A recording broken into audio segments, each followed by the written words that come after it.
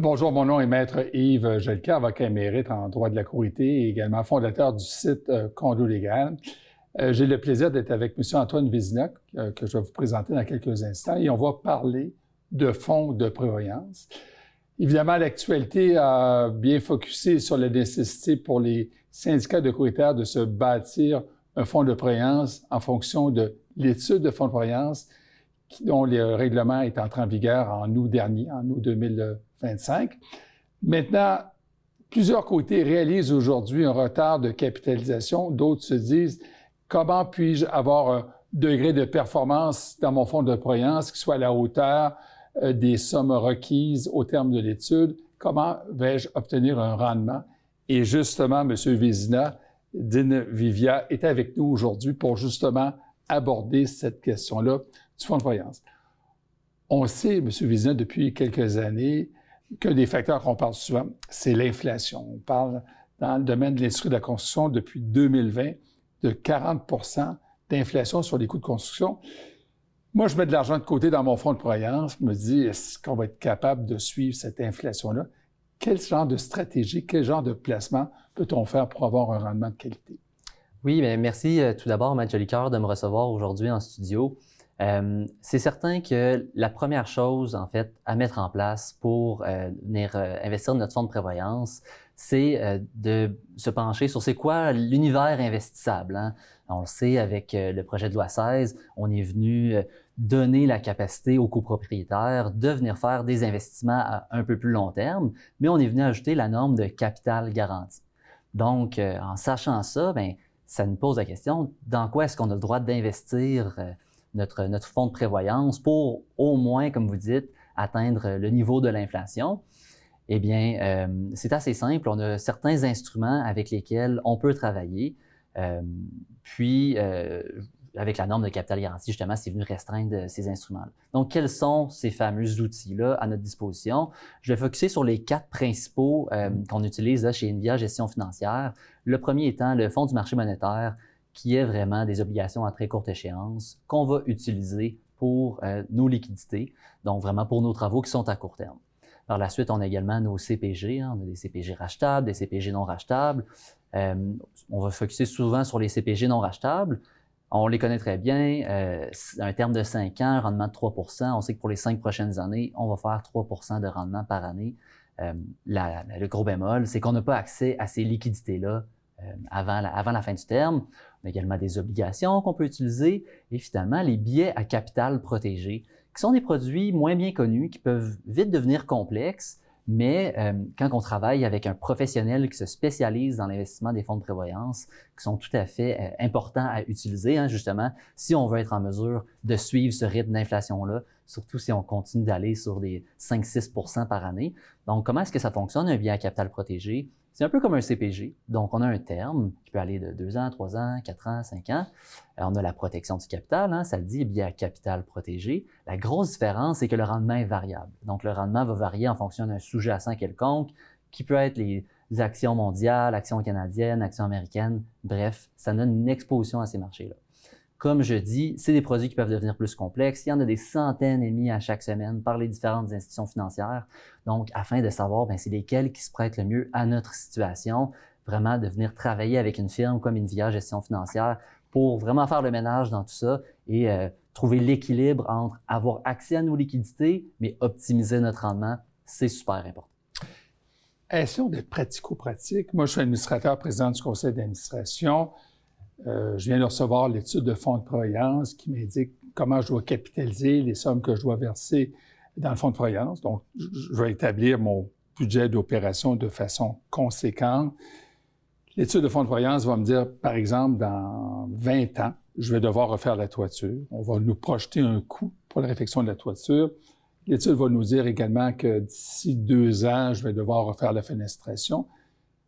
Moi, j'ai l'étude. Est-ce que je peux vous l'envoyer pour que vous me donniez les conseils requis comme pour avoir, dans le fond, les outils de placement qui soient conséquents aux besoins du bâtiment? Oui, certainement. Puis, c'est exactement, en fait, avec ces outils-là qu'on travaille. Notre premier document qu'on regarde, c'est toujours la fameuse étude de fonds de prévoyance.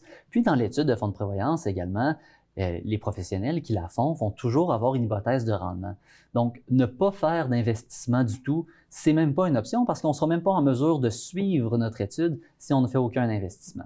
Après ça, pour être en mesure juste d'y arriver à faire le rendement prévu par l'étude, bien, c'est certain qu'en nous envoyant cette fameuse étude, ce fameux document, on peut l'éplucher avec vous, regarder, bien, c'est quand que vous n'avez besoin réellement de ces sommes-là, puis de faire vraiment une stratégie financière sur mesure pour votre copropriété.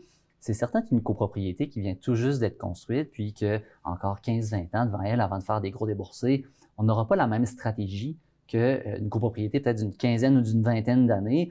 On le sait, la durée de vie utile de certaines composantes, ça tourne autour de ça. Mais là, on va vraiment venir adapter la solution pour être sûr d'avoir accès à ces sommes-là. On va ça faire peut-être un petit bout sur la gestion du risque, qui est super important. Hein, quand on parle d'investissement, Ouais. on ne peut pas parler de risque. On est obligé de parler de risque. Parfois, on peut penser au risque comme le risque de marché, hein, le risque de perdre de l'argent. C'est certain que dans un contexte de fonds de prévoyance, on travaille exclusivement avec des produits à capital garanti. Donc, ce risque-là est beaucoup moins. Ça ne veut pas dire qu'il n'y en a pas des risques, ils sont juste différents. Le premier risque qui me vient à l'esprit, c'est le risque d'inflation, on en a déjà parlé, ou moi, ce que j'aime appeler le risque de ne rien faire. C'est certain qu'on a beau avoir les sommes requises en ce moment pour notre fonds de prévoyance, si on ne les investit pas, et qu'on en a juste besoin dans 10 ans, il va falloir recontribuer dans le futur, faire une cotisation spéciale parce que notre pouvoir d'achat va venir s'éroder. Le deuxième, c'est le risque de liquidité, donc de ne pas avoir accès à cet argent-là lorsqu'on en a besoin. Un CPG, ça peut sembler être un placement sans risque.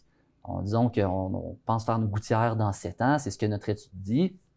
Donc, on va placer nos sommes dans un CPG 5 ans en se disant, bien, on va se donner un buffer de 2 ans pour cette dépense-là. Mais si finalement, on décide de faire les travaux juste dans 3 ans et non dans 7, on a beau avoir suffisamment d'argent de côté, si on n'y a pas accès, on n'est pas plus avancé.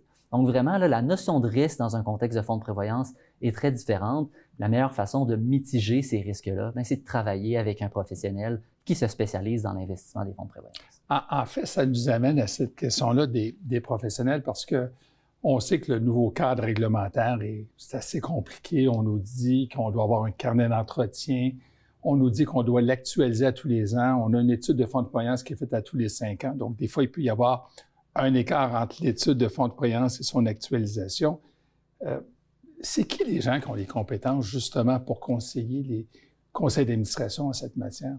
En fait, il y a 2 groupes de personnes qui ont le droit de faire ces investissements-là pour le syndicat de copropriété. La première option, c'est le conseil d'administration qui s'en occupe lui-même.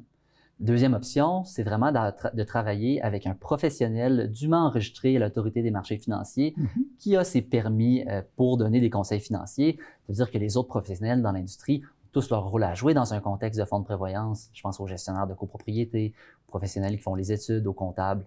Mais quand vient le temps de vraiment parler de fonds de prévoyance, de les investir, ces sommes-là, c'est vraiment de travailler avec la bonne personne qui a les bons permis. J'irais même plus loin que de juste travailler avec quelqu'un qui a les permis pour le faire. C'est un domaine assez niché, la copropriété. Ouais. C'est pas tout le monde qui comprend justement c'est quoi les lois applicables, c'est quoi un fonds de prévoyance, c'est quoi les instruments qu'on a le droit avec lesquels on a le droit de travailler. Mais de choisir vraiment une firme qui se spécialise dans l'investissement des fonds de prévoyance, ça fait tout son sens. Un peu comme on n'irait pas voir un avocat en droit de la famille pour un litige en copropriété, bien, on va aller voir vraiment un professionnel de développer la niche. Mais vous savez, nous autres, les avocats, on nous pose toujours la question, mais maître, vous êtes extraordinairement connu, mais combien vous coûtez? Alors, la question des honoraires, comment ça fonctionne?